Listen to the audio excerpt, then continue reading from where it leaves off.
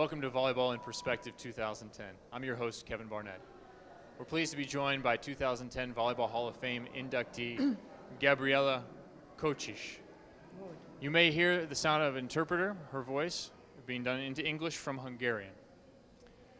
Gabriella, tell us about your career. You began in the 1950s. What was the environment like for women's volleyball? Beszéljen a karrierjéről, az 1950-es években kezdett. Milyen volt a női röplabda akkor? Egyáltalában nem volt női röplabda. A második világháború után ismertük meg Magyarországon a röplabdázást. Women's volleyball was non-existent. We learned about volleyball after World War II, and that's when we started introducing it to the country. A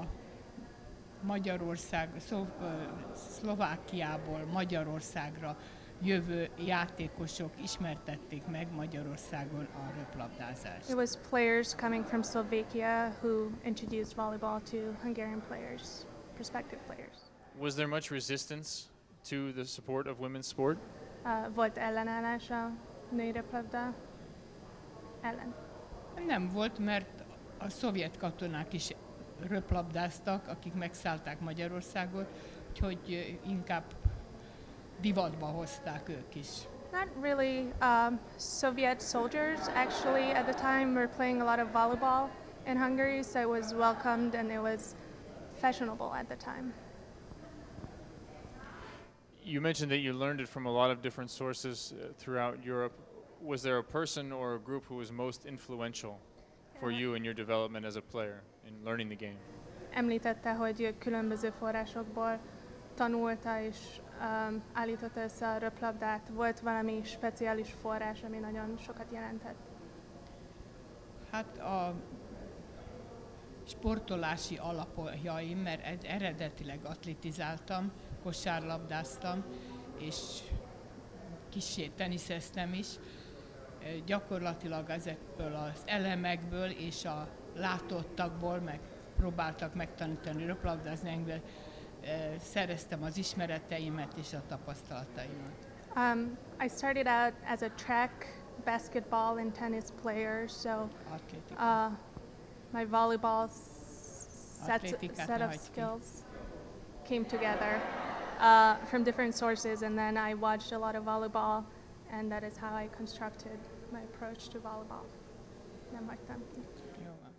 You played in the very first women's FIVB championship in 1952. Tell us about that event. 1952-ben az első világszövetség versenyében játszott. Tudná erről beszélni? 52-ben igen, még játékos voltam, és Moszkvában volt világverseny, mint válogatott röplabdázó játszottam, ott is a magyar csapatot 6. lett velem együtt, és igazság szerint ott ismerkedtem meg jobban a röplabda világszínvonalával. Yes, in 1952 I was still active as a player. I was in the national team and we placed 6th in Moscow. And that is where I first met international volleyball. Did you ever find that world events affected your career both as a player and as a coach? Can you relate how some of those world events affected your career? Ezek a világversenyek hogyan befolyásolták a karrierjét, mint játékos és később, mint edző? Nagyon nagy mértékben befolyásolták, mert mindenkitől próbáltam valamit ellesni és tanulni. Ami jó volt és megfelelő volt az én csapatom fizikai és technikai adottságainak, azt bevettem a játékstílusunkba, mert úgy éreztem, hogy Magyarországon sem az egyik stílus, sem a másik stílust egészen nem tudnánk játszani, így kevertem a stílusokat. Of course, they had a huge impact on me as I was observing other teams, and I learned how to employ different teams and different styles to Hungarian players, since the team members I was working with were very different physical build and very different sets of skills, so I had to apply different sources and make them appropriate to my team. We know that your first husband, there's a very interesting story that goes along with his disappearance and then reappearance. Can you tell us about that? Hallottuk, hogy van egy nagyon érdekes történet az ön első férjének eltűnésének és újra felbukkanásának. Erről, hogyha esetleg szeretne beszélni. Hát igen, 3 hónapi házasság után, hát ezt itt mondjuk kevésbé ismerős Amerikában, az akkori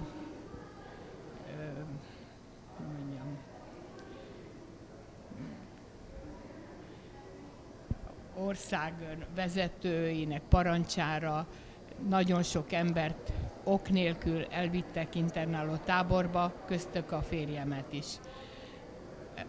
Különböző táborokban volt, és 2 év után úgy tudtam, hogy meghalt, mint ahogy nagyon sokan az ilyen táborokba, és akkor mentem férjhez, a második férjemhez, akitől fiam született, aki itt van, és a fiamnak a lánya és a unokám is itt van most velem együtt. Későbbiekben a férjem kiszabadult, és évek során utána én visszamentem az első férjemhez. After the Second World War, I was married for 3 months when my husband was taken to an internment camp. The political situation at the time allowed leaders to take people into internment camps without any real reason. And he was in a camp for 2 years. He was transported around, and then I was notified of his death. And that is when I married my second husband, with whom I had a son who is here with me today. And akitől fia született. Igen, itt is van. És itt is van. És utána évek során újra férjhez mentem az első férjemhez. And then later I found out that my first husband in actuality wasn't dead, and when I found that out, I remarried him. You mentioned that your son is here today with you in the Hall of Fame, and describe your feelings when you learned you were going to enter the Volleyball Hall of Fame. Mondta, hogy itt van a fia önnel ma. Tudna arról beszélni, hogy milyen volt mit gondolt arról, amikor megtudta, hogy beválasztották a hírességek csarnokába? Milyen érzés volt? Hát először is meglepődtem, mert tudtam, hogy nálam sokkal nevesebb edzők és játékosok kerültek már eddig erre a csodálatos falra, és nekem nagyon nagy megtiszteltetés és meglepetés volt. First of all, I was very surprised since I know there are many more distinguished coaches on this wall in this Hall of Fame. So I was very surprised and honored and happy. You mentioned more distinguished coaches, but you're one who has coached 3 times in the Olympic Games. You were a player, president of the very first World Championships. Tell us about some of the memorable moments through your entire 60 years involved with this sport. Habár azt tetszett mondani, hogy vannak elismertebb edzők, de hogy mégis ön 3 olimpián edzősködött. Tudna beszélni fontos pillanatokról a karrierje során, amik nagyon-nagyon sokat jelentettek önnek? Hát engem mindig a kötelességtudás, a kihívások és a problémák megoldása vezetett egész életemben.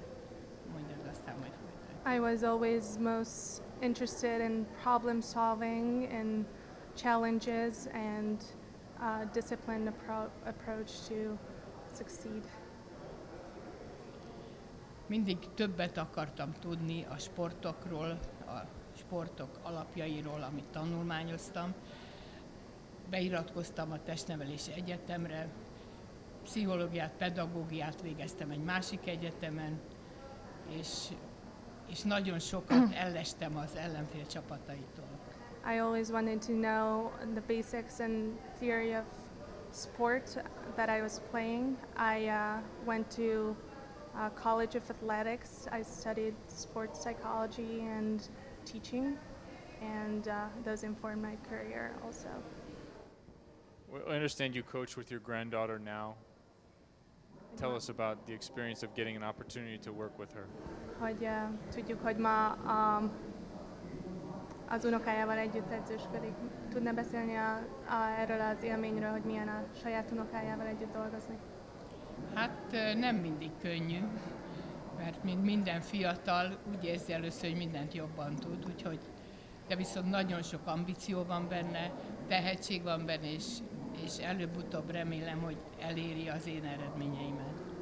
It's not always easy since every young people, she sometimes thinks she knows better, but she's very talented, she's very promising, she's very ambitious, so I hope she's going to achieve at least as much as I have. I think that's a pretty tall order to Ez elég nagy spend kihívás. 60 years in a sport and enter the Hall of Fame. 60 évig sportnál maradni, majd a hírességek csarnokába bekerülni. De azok a szépek, mikor vannak kihívások. But it's beautiful when there are challenges.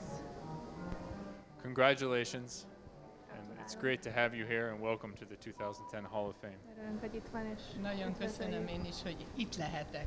Thank you so much for having me here.